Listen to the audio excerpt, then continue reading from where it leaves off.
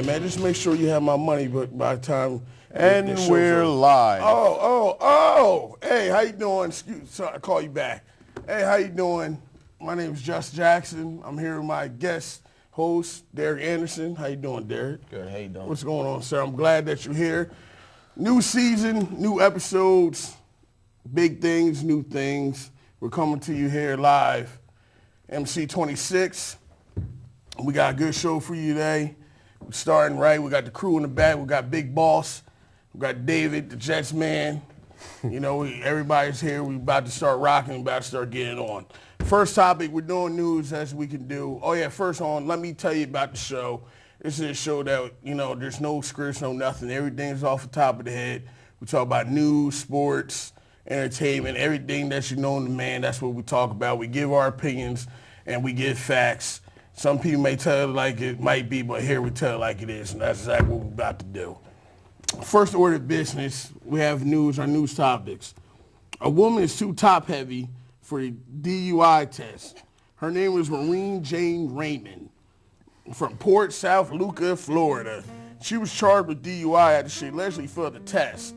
Then told the officers her big breast doesn't balance well. Do you think that's true? You think this could be true, Derek, or no, or is she just making excuses? I think that is one big false. Plenty of people have passed DUI tests with bigger chests. I mean, there should be no reason that her chest should get in the way of her ability to drink controlled or be able to operate a vehicle. Yeah. The police officer obviously knew she was drunk. He didn't take that as her breasts were too big. She just needs to live up to her actions. Yeah, I know. You know, everybody got to make excuses why they go to jail. I mean, all day, every day, we could make excuses why we're going to jail. The lady was drunk.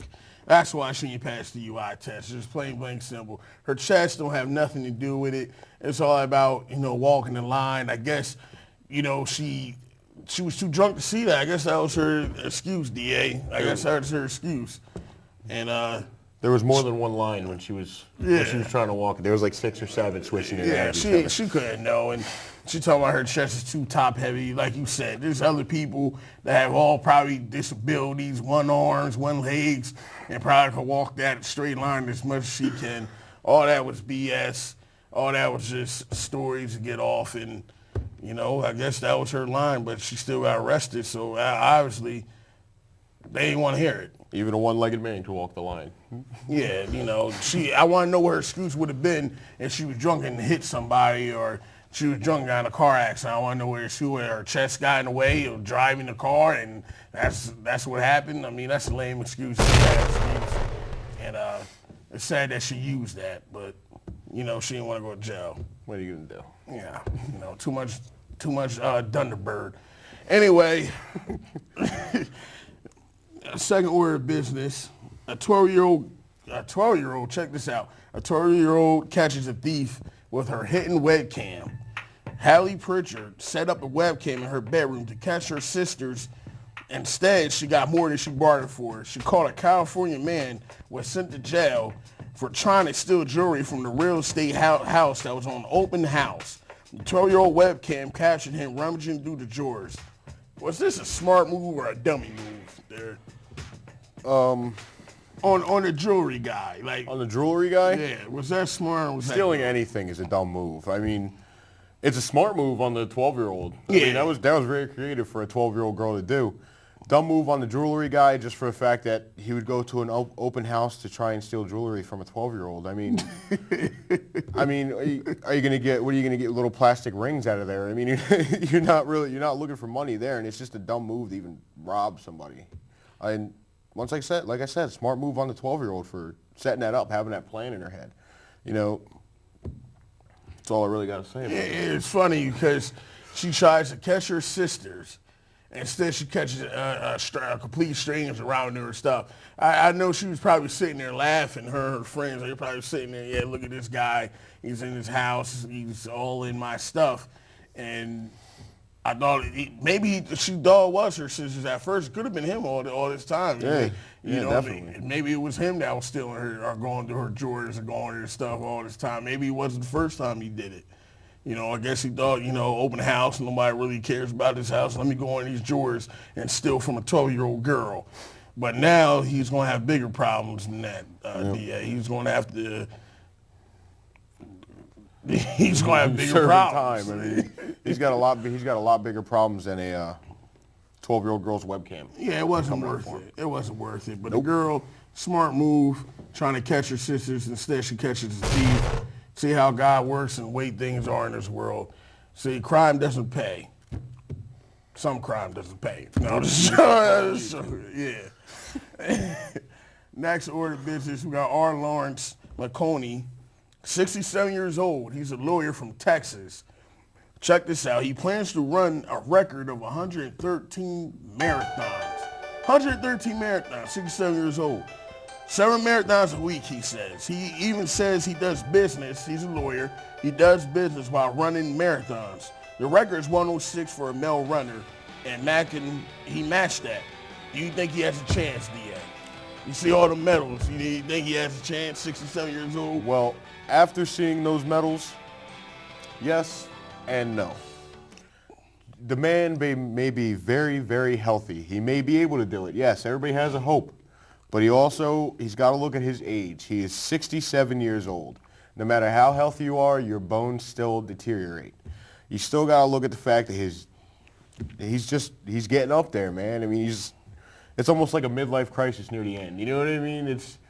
He can push it. If he does it, all the power to him. But he's got to look at his health first before he looks at beating records. He's got to look at his heart health, his lung health, his muscle. I mean, you saw him, 67 years old. He's got guns on him. You know what I mean? Yeah, he does. But if he does it, big round of applause for him. I don't know. I don't think he has a chance. Well, no, I'm wrong. Everybody has a chance, but I don't know. 113, 7 days a week, and he talking about he talks and he runs on the phone and make deals on the phone. How you gonna make deals running? Like, how you doing? I'm 150 on. I mean, come on now. I mean, really, like, I don't believe that. I just don't believe it. And 67 years old, if you ever ran before, if you run on a daily basis, running, especially on pavement, is bad for your knees. So I know he's going to be in a lot of pain 7 days a week and no pain. Like I say, he must be on some heavy drugs or he must be on steroids. That's the only thing I can imagine, taking HDH or whatever A-Rod and the rest of them baseball players was taking. He might be on one of that. That's what he might be on, DA. Yeah, I'm like I said, if he makes it, round of applause to him. But yeah, that whole talking on the phone and running, I mean, who doesn't talk on their phone and do anything anymore? But I don't think a 67-year-old man is going to do 113 marathons, especially 7 a week. That's tough. It's a marathon a day. Yeah, it's tough. It's a tough job. I hope he does it, and I hope he makes it healthy. I hope he doesn't make it to the end and then, any bad thing happens to this man. But good luck. That's all we can say to you. Good luck, and I hope you make it. I hope you make it alive. Yes. Anyway, next subject, we're talking about sports. The best subject, we're talking about the Super Bowl. Yes. You watched it? Yes, I did. Yeah, that was a crazy question. But as you see, Super Bowl, Giants beat the Patriots 21-17. It was the most watched show in the history of American TV, period. It got over 113 million viewers. In halftime, NBA flipped the bird, MIA flipped the bird, Patriots lose again. DA, you think the Giants can become a dynasty with Eli? You think Eli's elite? Or what you think about the Super Bowl as a whole? The Super Bowl as a whole was a very good game. It was a very, very good game. Brady just didn't have it for him. Just didn't have it to take to the Giants this game. I mean, you're at the Super Bowl. You're looking at the thing the NFL stands for, the Super Bowl. This is your champ. This is your time to shine. You went there once. You lost to the Giants. This is your rematch, and he failed at it. Now, as for the Giants becoming a dynasty and... Yeah, they're still young. Yeah, they are. I believe the Giants always had it in them to become a dynasty. I believe they were going to become a dynasty, Eli or not. The Giants, Coughlin's a good coach. The Giants have always been a good team. I mean, Eli Manning as an elite? No. I do not find Eli Manning as an elite quarterback at all. I find Eli Manning as close, but not there. He's just not an elite quarterback yet. He still has growing to do. He's not in his prime yet, I don't think. I still think we have a lot more to look forward to with Eli. I mean, I don't put him up there with his brother at all. We had this conversation before the show. I do not put him up there with his brother.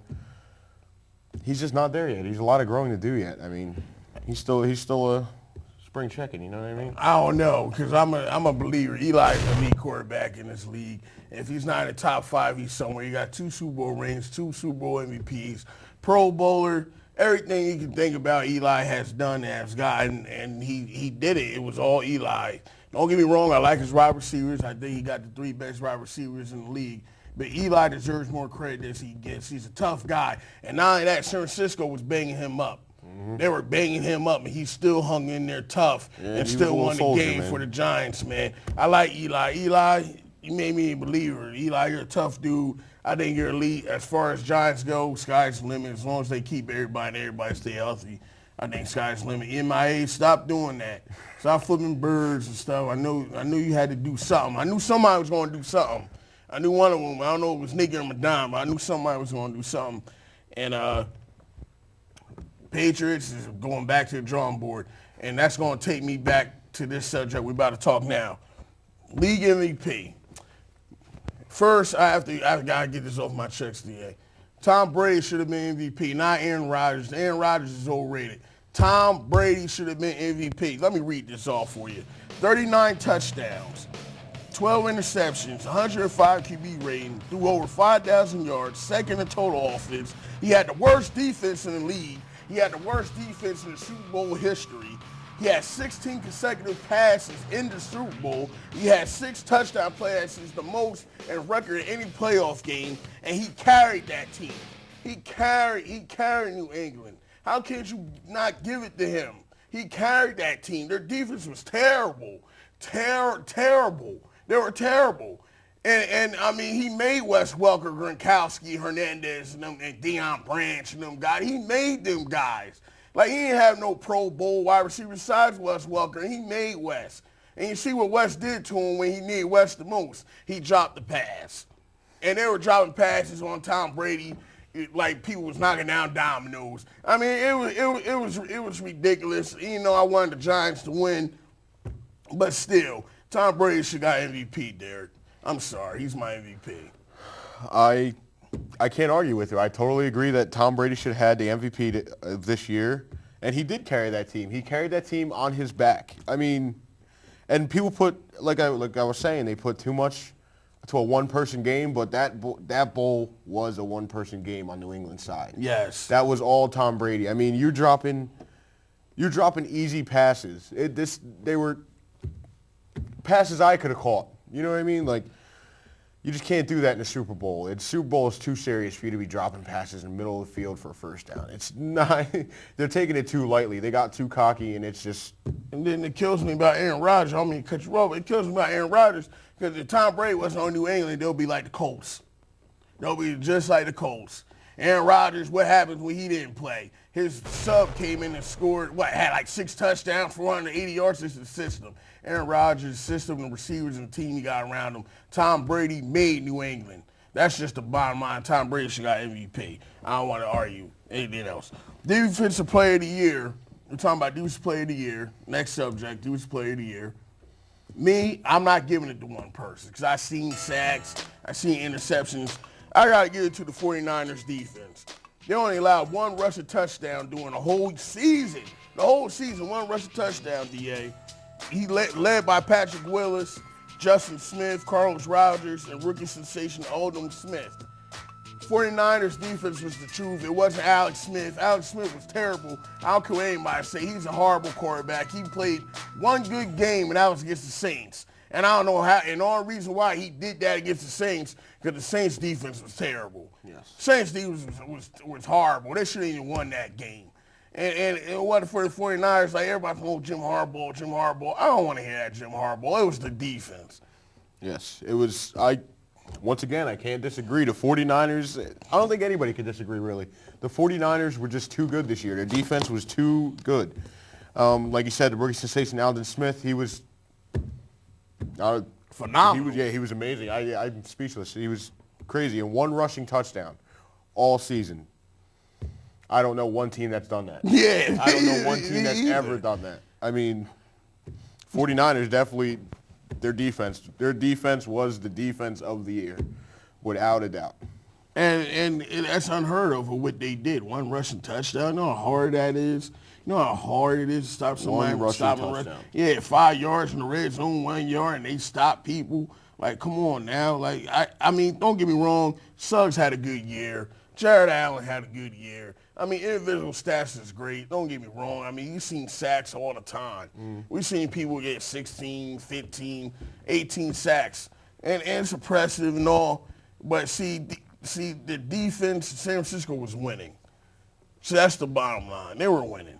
And any way you can stop a team from scoring or stop a team from you can't even run on you, that's amazing to me, especially in football. Yes, it is. Yes, it is. You pay people to run the ball. And you can't do it. So pay more than enough to run that ball. Yeah, basically. It should be paying me, paying me to run the ball. I run against anybody. I run against the whole San Francisco defense. I probably won't last long, but, at least we'll try for that money. But next subject, Coach of the Year. This is what I have to – I'm torn. This is our own picks that we feel, though, should be what – I'm torn. To me, it's either Tom Coughlin or Belichick. I mean, look, Belichick had the worst defense ever, and he still won the division. They went 13-3, top seed in the playoffs. They made the Super Bowl. Tom Coughlin, Giants was what, 6-2. Then they dropped 4 straight.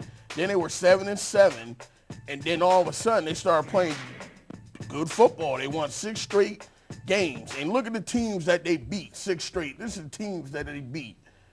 The Jets, the Dallas, Atlanta, Green Bay, San Francisco, New England. And they won a division. And they won their second Super Bowl in 4 years. If that's not good coaching, I don't know what it is. I'm sorry, I don't know. I mean, I know Jim Harbaugh did a good job with San Francisco and all like that, but they had a weak division. Their division was terrible. And I mean, they won't do that next year.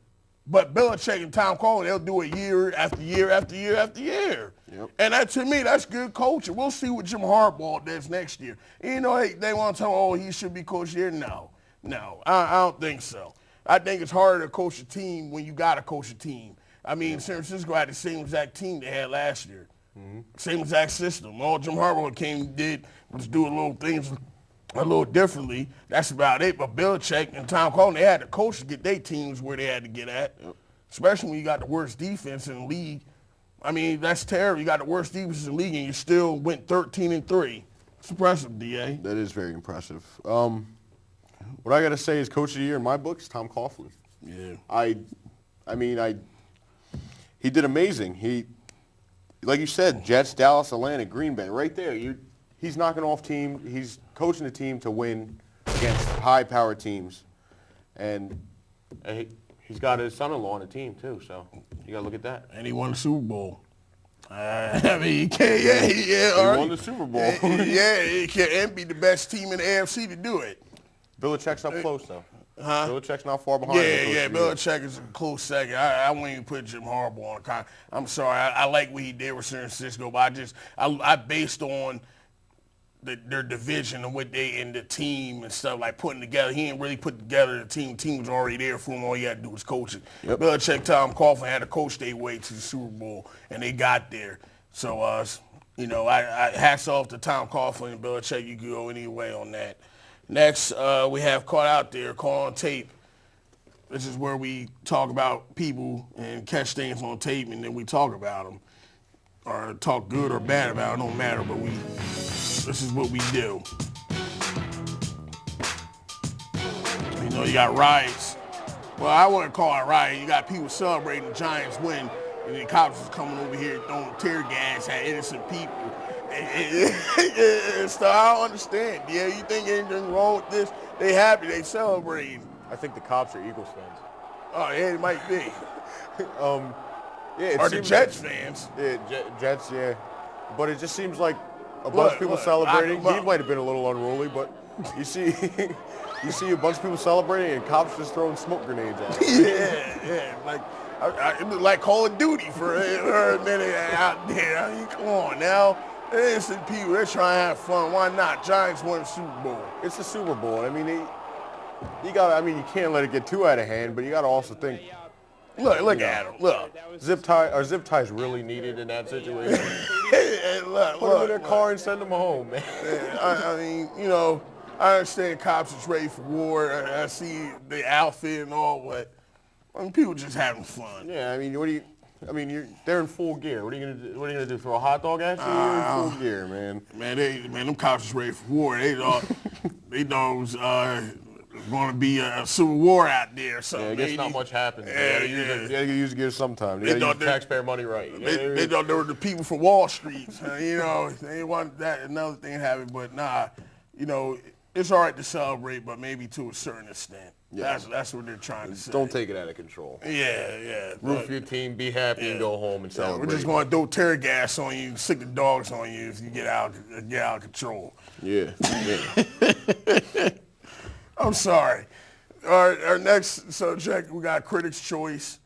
The Critics' Choice is when we talk about movies, the top 5 movies of the weekend and what's going on. I heard that you've seen one of the top 5 movies this weekend. Yes, I did. And number 1 is Chronicle. It's about 3 bad unruly kids. All right, you try. With superpowers, one goes crazy and starts killing everybody. Yeah. I guess, he was off his meds and started knocking people down. And then you got the woman in black with the boy from the Harry Potter. You see, that's a clip from Chronicles, ladies and gentlemen. Go see that movie. They should go see that movie, Derek? Yes, it is definitely worth your money and time to go see Chronicle. It starts off a little slow, but once you get into it, it is very, very creative. The camera play is great. It's got a good story. You'll see how it switches through. You really got to see it for me to explain it. It's not easy to explain just because of how creative it is. It comes out of that man's mind. He can explain it. I can't. It's just really, really creative. It was a good movie. It was a good movie altogether. Yeah, I was thinking about watching it, but I don't know. I might watch it. Hold on, let me read down the list before I get into these movies. Second is The Woman in Black. The boy that played Harry Potter, he's in this movie. It's about a vengeful spirit, a woman terrorizing the town.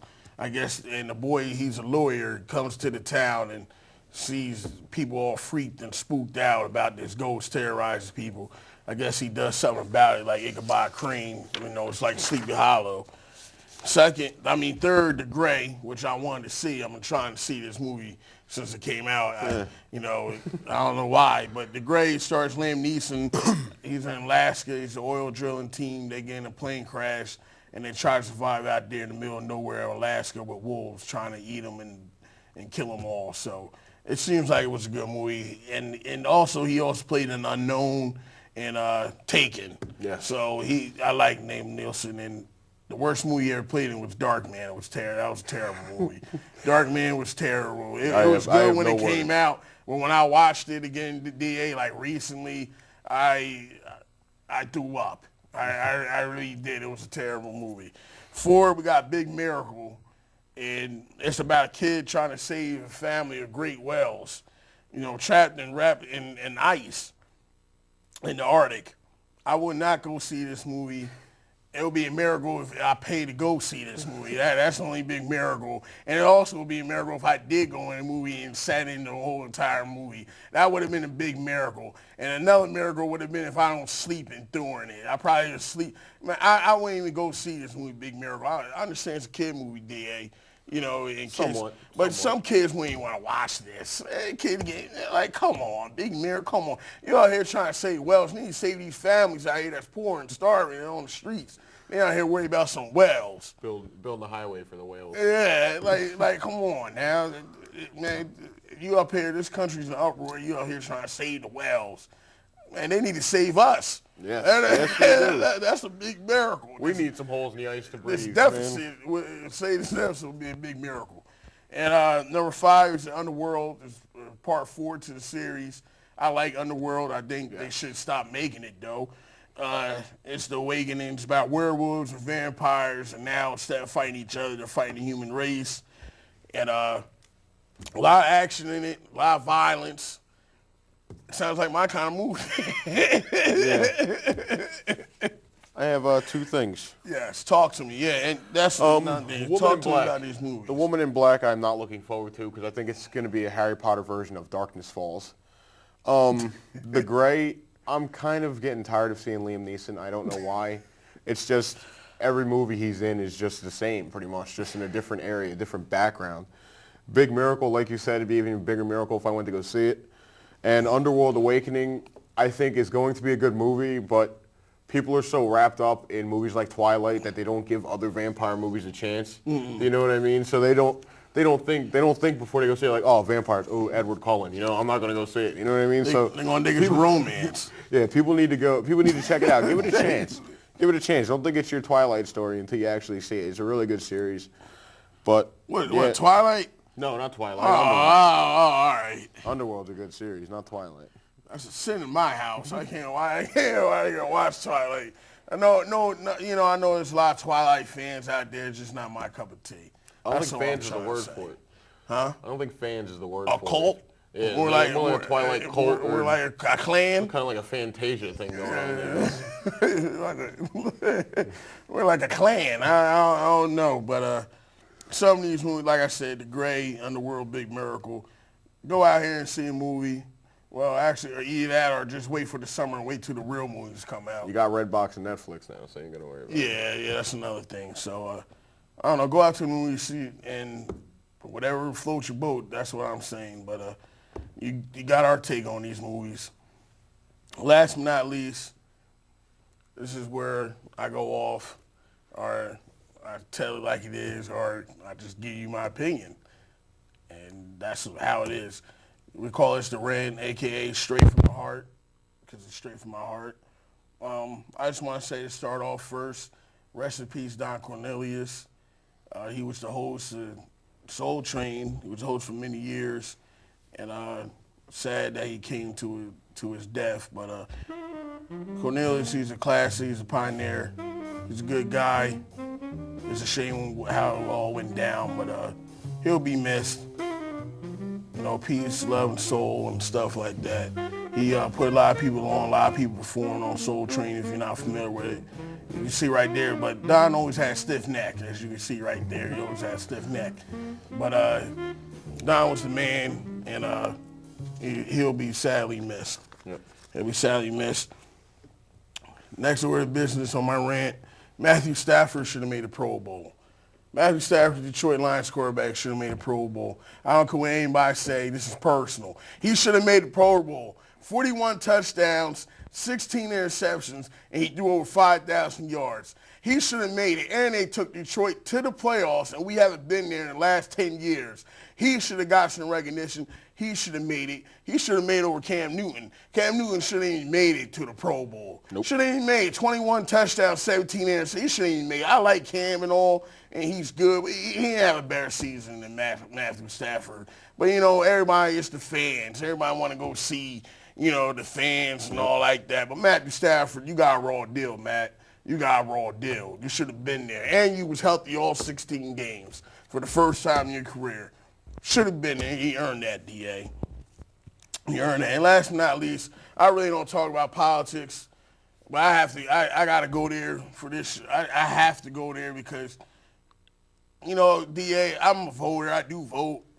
And me, when I watch this election, especially the GOP race, I feel like I'm watching Basketball Wives. I really feel like I'm watching Basketball Wives. It's like, first they're all kind, they all talk to each other, they all chill and go out, and they're all there for the same cause. And the next thing you know, they start crushing each other's hopes and dreams and cutthroating each other and bluffing and lying and not being real, and Mitt Romney and Gingrich up there bickering like two like two children. Yeah.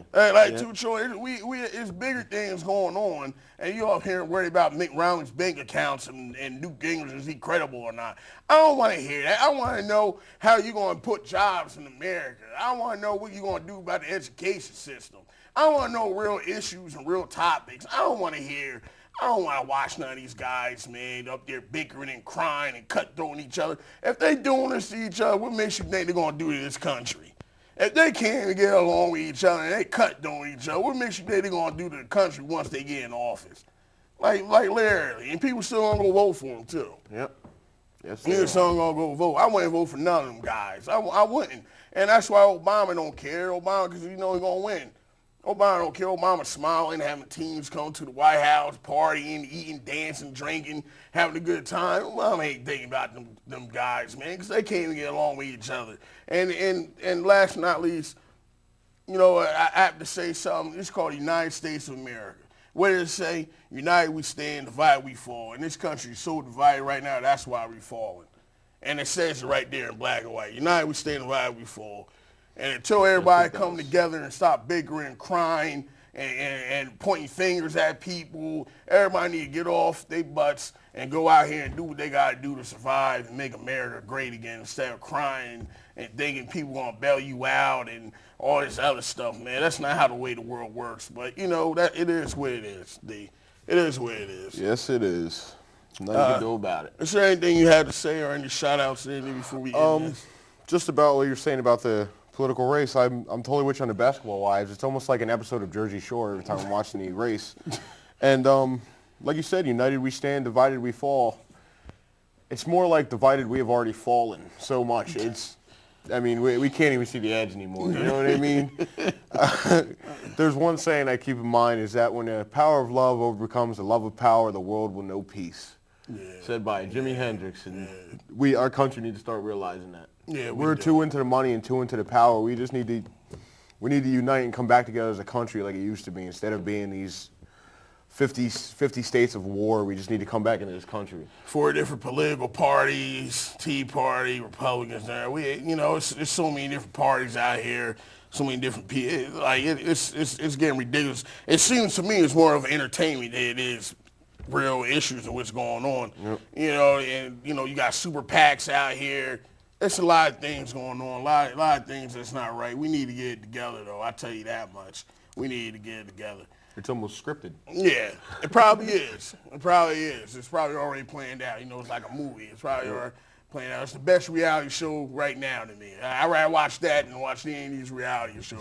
Spielberg sitting behind the scenes. Yeah, it's entertaining. Mitt Romney, do this. It's entertaining me. I mean, it's ridiculous. And some of these guys are so rich, got so much money, they up here talking about the poor people and people, I can feel their pain. No, you can't. You have no idea. You have You're no not idea. even close. Yeah, you can't. You got a baseball bat and a tennis ball. Yeah, so stop it. That's all I want to say. Stop and talk about some real issues and that's what we need to do and get off bickering and fighting and all this other stuff. I'm not just talking about them. I'm talking about people as a whole, man. We need to come together. And whoever wins, more hats off to you. But need to get together whoever's in that office. Take it more seriously. This is it. Tell like it is. See us on Baus Entertainment and on .com I think it is. Yeah, BausEntertainment.com. We're on Facebook. I'm on Facebook. DA's on Facebook. Send us questions. Inbox me. See us on YouTube, Cablevision, Verizon Files, and Comcast. And we're here. We're going to be here. We're going to be here for the whole season. So look us up, watch us, tell your friends. And thank you for the crew that was with us today. Thank you, fellas. And ladies and gentlemen, have a good night. And I'll see you next week. Peace.